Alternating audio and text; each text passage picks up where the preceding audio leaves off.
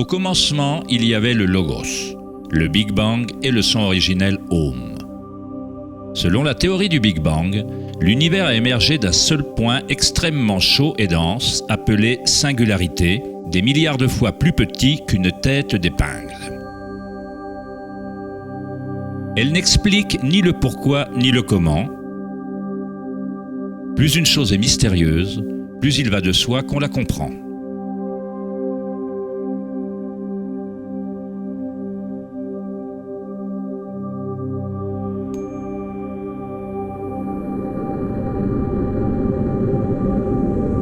On croyait que la gravité finirait soit par ralentir l'expansion de l'univers, soit par le contracter dans un Big Crunch. Cependant, les images en provenance du télescope spatial Hubble démontrent qu'en fait, l'expansion de l'univers accélère et se poursuit de plus en plus vite en s'éloignant du Big Bang. D'une certaine façon, l'univers contient plus de masse que la physique ne l'avait prédit. À l'heure actuelle, les physiciens justifient la masse manquante par le fait que l'univers contient seulement 4% de matière atomique, ce qui est considéré comme matière normale. La matière noire représente 23% de l'univers et l'énergie noire en représente 73%, ce qui avant était considéré comme un espace vide.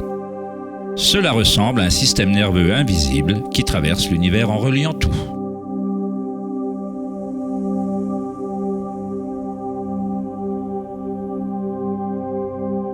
Les anciens professeurs de védisme enseignaient le Nada Brahma. L'univers est vibration.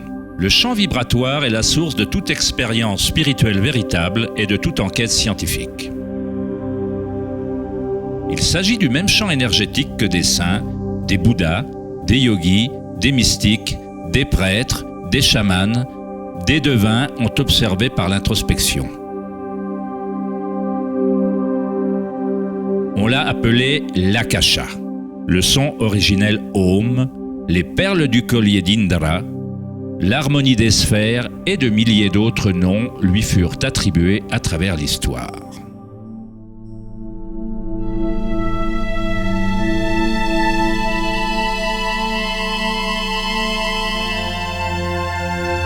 C'est la source commune de toutes les religions.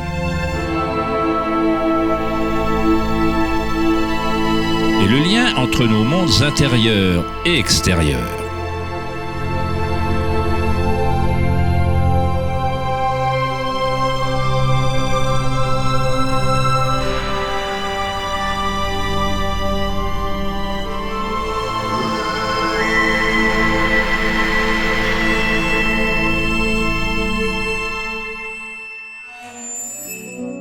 Une cosmologie similaire à la physique la plus avancée d'aujourd'hui est décrite dans le bouddhisme Mahayana au IIIe siècle. La métamorphose des perles du collier d'Indra sert à décrire un bien plus vieil enseignement du védisme qui illustre la manière dont l'univers a été tissé. Indra, le roi des dieux, a donné naissance au soleil et il déplace les eaux et les vents. Imagine une toile d'araignée s'étirant dans toutes les directions. La toile est tissée à partir de gouttes de rosée dont chacune contient la réflexion de toutes les autres et chacune des gouttes réfléchies contient les réflexions de toutes les autres gouttelettes. Toute la toile se réfléchit et ainsi de suite à l'infini. On pourrait décrire la toile d'Indra comme un univers holographique dans lequel même le plus infime flot de lumière contient le modèle intégral de l'ensemble.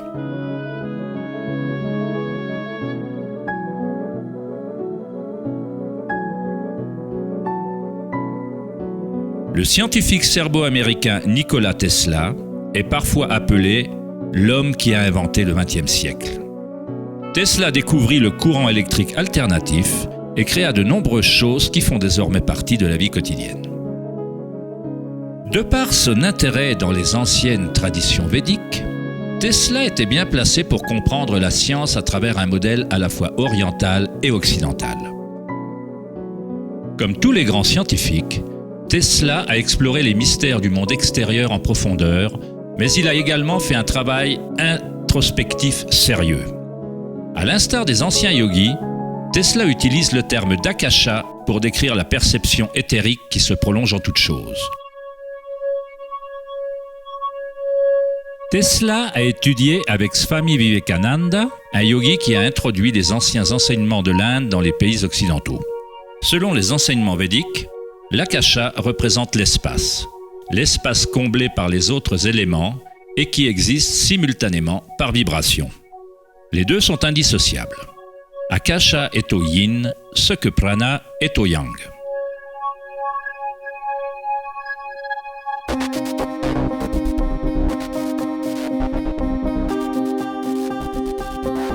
La fractale est une idée moderne permettant de conceptualiser l'akasha ou la substance primaire. Il a fallu attendre les années 80 pour que la technologie informatique permette de visualiser et reproduire mathématiquement les modèles de la nature. Le terme fractal a été introduit par le mathématicien Benoît Mandelbrot, qui a étudié certaines équations simples qui, répétées, créent une quantité infinie de formes mathématiques ou géométriques variables dans un cadre limité. Une fractale est une forme géométrique brute, divisible, dont chaque partie représente approximativement une copie réduite du modèle complet, une propriété qu'on appelle autosimilarité.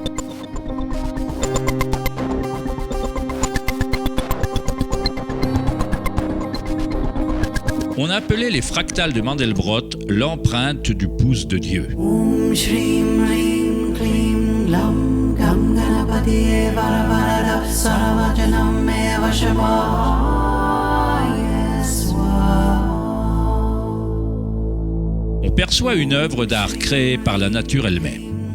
En pivotant l'image de Mandelbrot d'une certaine façon, on obtient une image qui ressemble à peu près à une divinité hindoue ou à un Bouddha, appelée l'image Bouddha-Brot.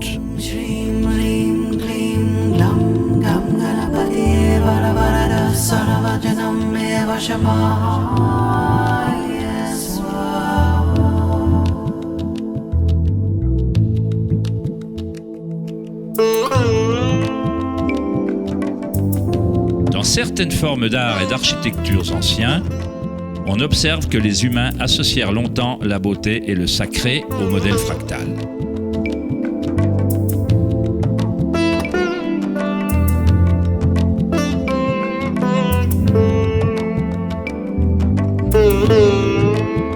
Pourtant, chaque partie d'une extrême complexité contient la semence recréant le tout.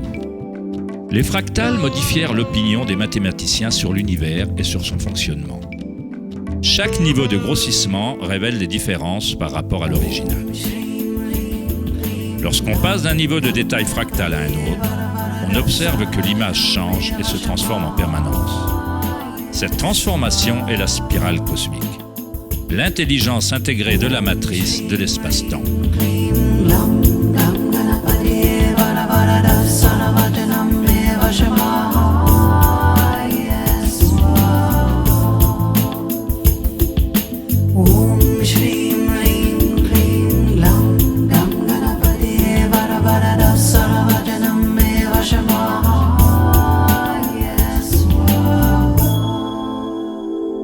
Les fractales sont en elles-mêmes un chaos de bruit et d'ordre.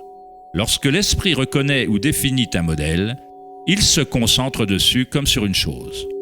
On essaie de le trouver beau, mais pour garder le modèle à l'esprit, il faut repousser le reste de la fractale.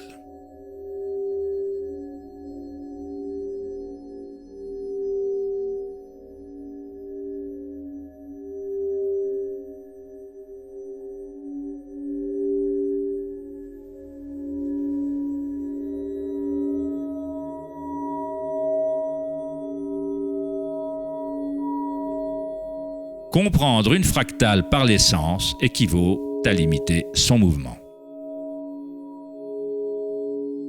Dans l'univers, toute énergie est neutre, intemporelle, sans dimension. C'est notre créativité personnelle et notre capacité à reconnaître un modèle qui relie le microcosme et le macrocosme, le monde intemporel d'ondes et le monde solide matériel.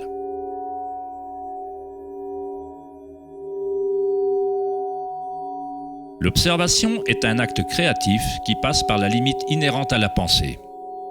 On crée l'illusion de solidité, de choses, en leur collant une étiquette, en les nommant. Le philosophe Kierkegaard a dit « Me donner un nom, c'est m'annihiler ». En me donnant un nom, en me mettant une étiquette, vous annihilez toutes les autres choses que je pourrais être. On contraint la particule à être quelque chose en la définissant, en la nommant, mais en même temps, on la crée et on la définit pour qu'elle existe. Créer relève de notre nature la plus élevée. La création de choses mène à la notion de temps, ce qui crée l'illusion de solidité.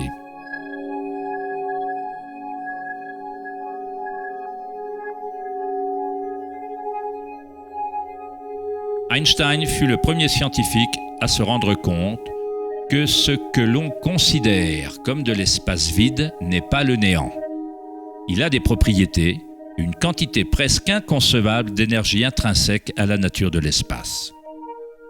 Le célèbre physicien Richard Feynman déclara un jour « Il y a suffisamment d'énergie dans un seul mètre cube d'espace pour faire bouillir tous les océans du monde. » Les maîtres en méditation savent que le plus grand pouvoir règne dans le calme. Le Bouddha donna pourtant un autre nom à la substance élémentaire. Il la nomma Kalapa. Ce qui ressemble à de fines particules ou vaguelettes, s'élevant et s'éloignant des trillions de fois à la seconde.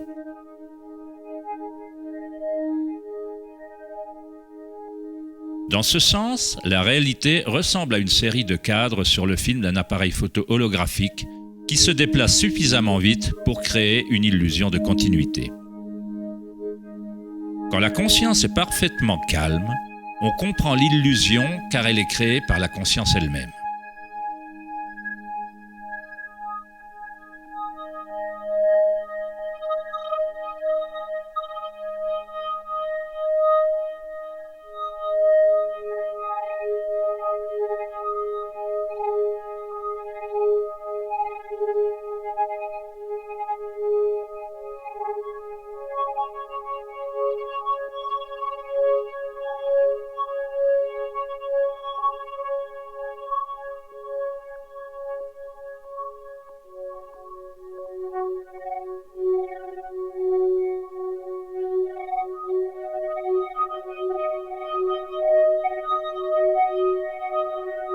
Dans les traditions orientales anciennes, on comprend que tout est vibration depuis des millénaires. Nada Brahma, l'univers est son. Nada signifie son ou vibration, et Brahma est le nom qui se réfère à Dieu. Brahma est l'univers et est le créateur en même temps. L'artiste est indissociable de l'art. Il est écrit dans les Upanishads, une des plus vieilles traces humaines en Inde ancienne, que Brahma, le créateur, assis sur un lotus, ouvre les yeux et un monde surgit.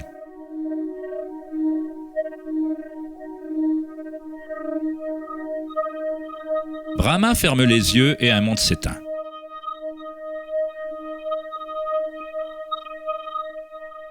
Les mystiques, les yogis et les prophètes anciens soutinrent qu'un champ existe à la base de la conscience. Le champ akashique ou les annales akashiques, où toutes les informations, toutes les expériences passées, présentes et futures existent dans ce moment et pour l'éternité. Il s'agit du champ ou de la matrice dont toute chose surgit, des particules subatomiques aux galaxies, aux étoiles, aux planètes et à toute vie.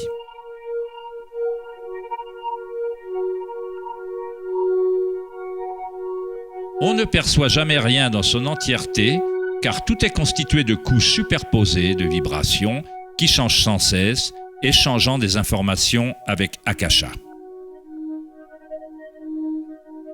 Un arbre puise dans le soleil, l'air, la pluie, la terre. Un monde d'énergie entre et sort de cette chose qu'on appelle un arbre.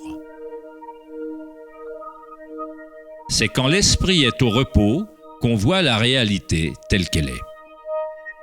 Tous les aspects ensemble, l'arbre et le ciel et la terre, la pluie et les étoiles ne sont pas dissociés.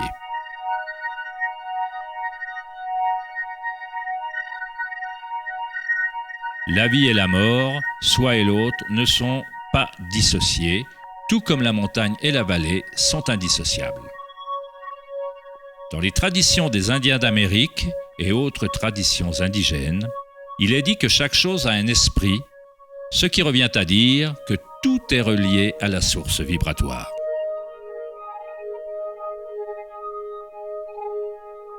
Il y a une conscience, un champ, une force qui se déplace à travers tout.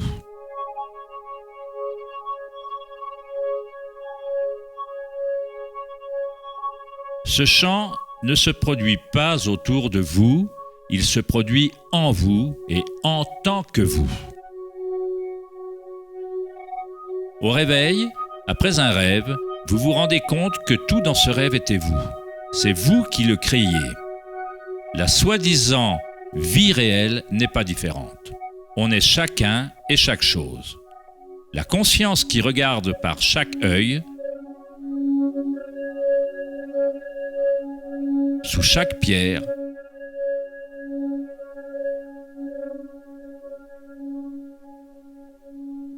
dans chaque particule.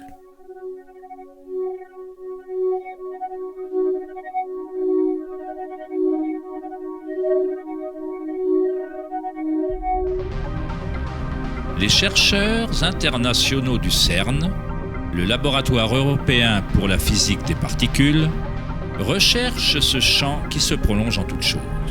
Mais au lieu de regarder à l'intérieur, ils examinent le monde physique extérieur. Les chercheurs du laboratoire CERN à Genève, en Suisse, ont annoncé avoir trouvé le boson de Higgs ou la particule de Dieu. Les expériences du boson de Higgs prouvent scientifiquement qu'un champ énergétique invisible occupe le vide spatial.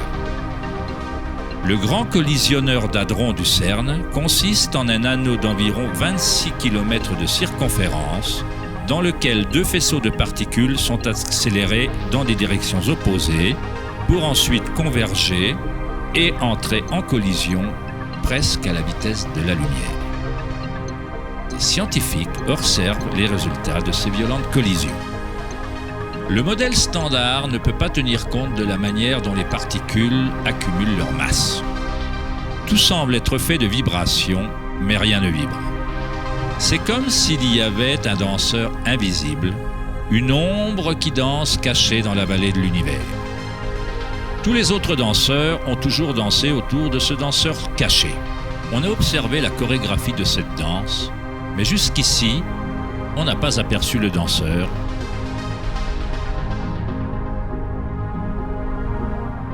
La soi-disant particule de Dieu, les propriétés de la base matérielle de l'univers, le cœur de la matière qui tiendrait compte de la masse et de l'énergie inexpliquée entraînant l'expansion de l'univers.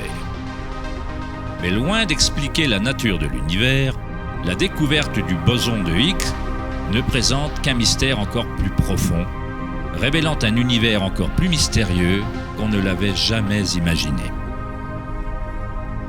La science s'approche du seuil entre la conscience et la matière. L'œil avec lequel on regarde le champ originel et l'œil avec lequel le champ nous regarde est un seul et même œil.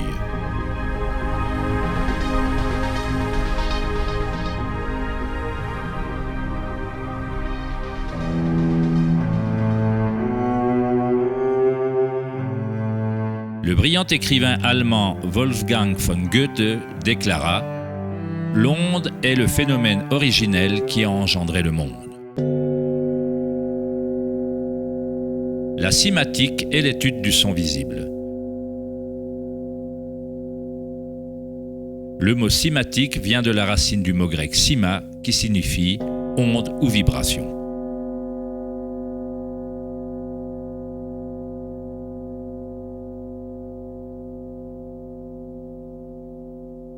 Ernst Chladni, un musicien et physicien allemand du 8e siècle, fut un des premiers scientifiques occidentaux à étudier sérieusement le phénomène de l'onde.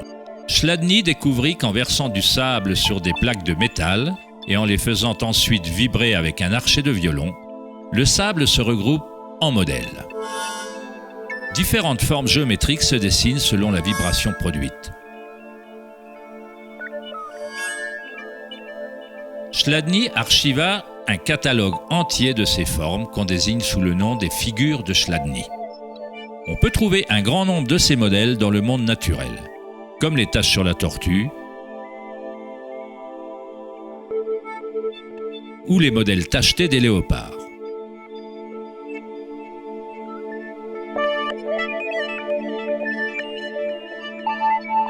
Étudier les modèles de Chladni ou la cymatique est la manière secrète dont les fabricants de guitares de haute gamme, de violons et d'autres instruments déterminent la qualité du son de leurs instruments.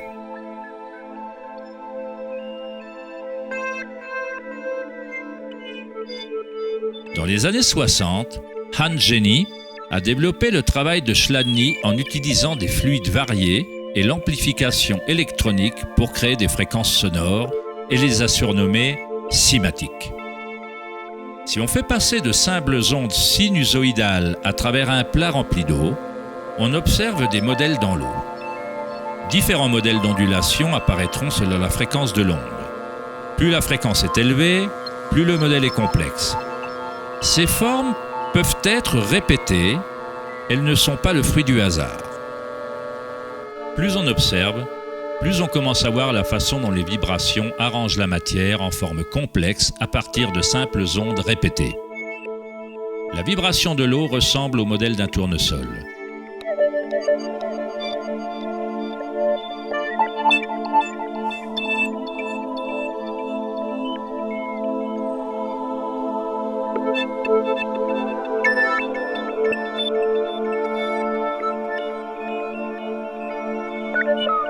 On obtient un modèle différent en changeant simplement la fréquence du son.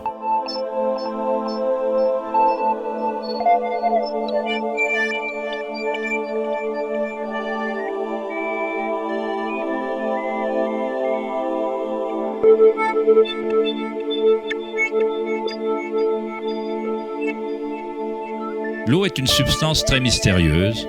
Elle est extrêmement sensible, c'est-à-dire qu'elle réceptionne et maintient la vibration. De par sa grande capacité de résonance, sa sensibilité et son aptitude à résonner, l'eau réagit instantanément à tout type d'onde. L'eau vibrante et la terre constituent la majorité de la masse des plantes et des animaux. On peut facilement observer la façon dont les vibrations dans l'eau créent des modèles naturels reconnaissables, mais en y ajoutant des solides et en augmentant l'amplitude, des choses encore plus intéressantes se produisent. En ajoutant de la fécule de maïs à l'eau, un phénomène plus complexe se produit.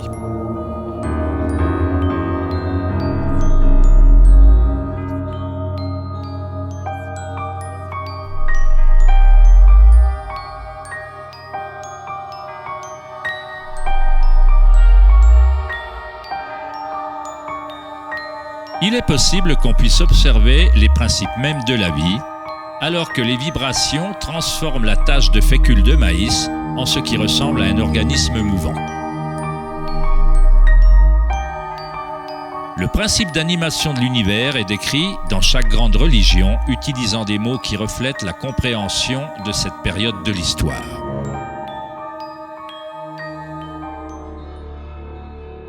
Dans la langue des Incas, le plus vaste empire de l'Amérique précolombienne, le mot se référant à l'être humain est Alpacamasca, ce qui signifie littéralement « terre animée ».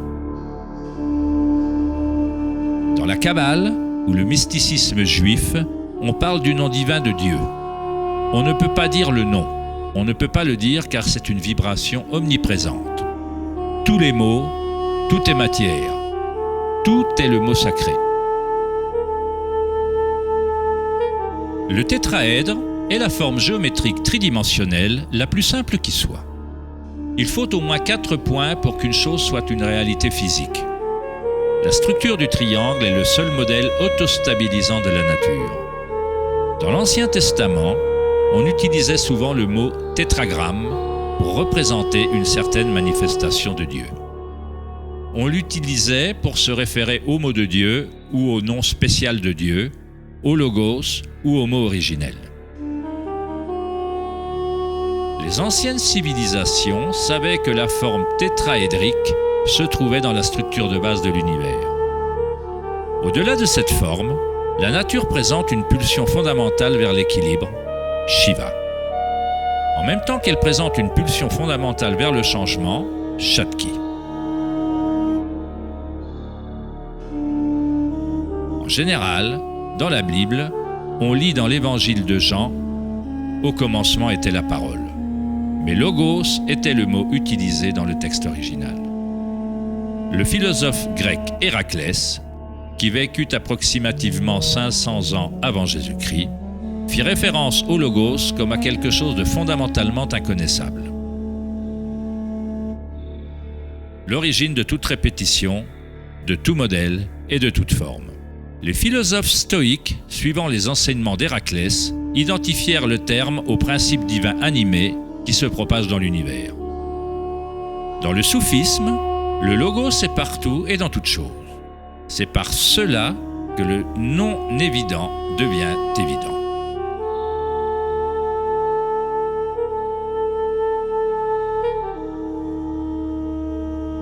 Dans la tradition hindoue, Shiva Natarja signifie littéralement « Seigneur de la danse ». Le cosmos entier danse au son du tambour de Shiva. Tout est empreint d'eux ou âme animée par cette pulsation. Le monde ne peut continuer à évoluer et à changer qu'à la condition que Shiva danse, sans quoi il retombera dans le vide. Alors que Shiva est représentatif aux yeux de notre conscience qui témoigne, Shakti est la substance ou la chose du monde. Alors que Shiva médite, allongé, Shakti tente de le faire bouger et de le faire danser. À l'instar du yin et du yang, le danseur et la danse ne font qu'un.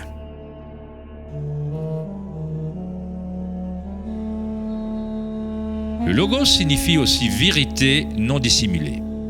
Celui qui connaît le logos connaît la vérité. Il y a de nombreuses couches de dissimulation dans le monde humain, alors qu'Akasha est enchevêtré dans des structures complexes qui empêchent de voir la source elle-même. Comme un jeu de cache-cache divin, on se cache depuis des millénaires en finissant par oublier le jeu complètement. D'une certaine manière, on a oublié qu'il y a quelque chose à trouver.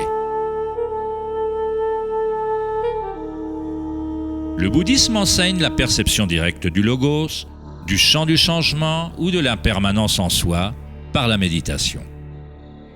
En observant son monde intérieur, on ressent des sensations et des énergies de plus en plus subtiles au fur et à mesure qu'on augmente sa concentration.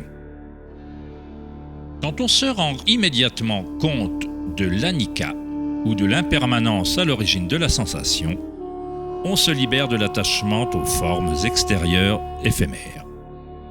À partir du moment où on se rend compte qu'un champ vibratoire est à l'origine commune de toutes les religions, comment peut-on dire « ma religion » ou « c'est mon son originel Om, mon chant quantique ».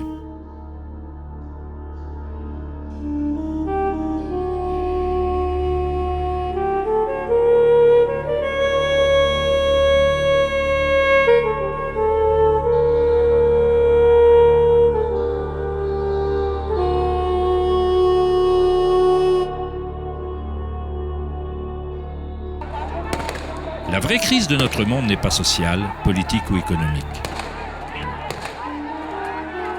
Il s'agit d'une crise de conscience, d'une incapacité à ressentir directement notre vraie nature. Une incapacité à reconnaître cette nature en chacun et en toute chose.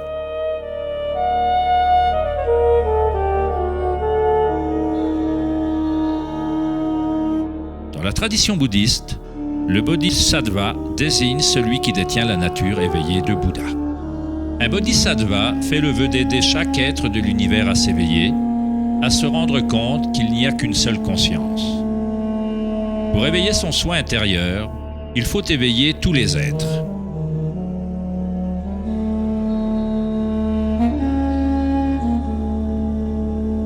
Il y a d'innombrables êtres sensibles dans l'univers que je promets d'aider à s'éveiller. Mes imperfections sont inépuisables. Je fais le vœu de les vaincre toutes. Le Dharma est inconnaissable. Je fais le vœu de le connaître. La voie vers l'éveil est inaccessible. Je fais le vœu d'y accéder.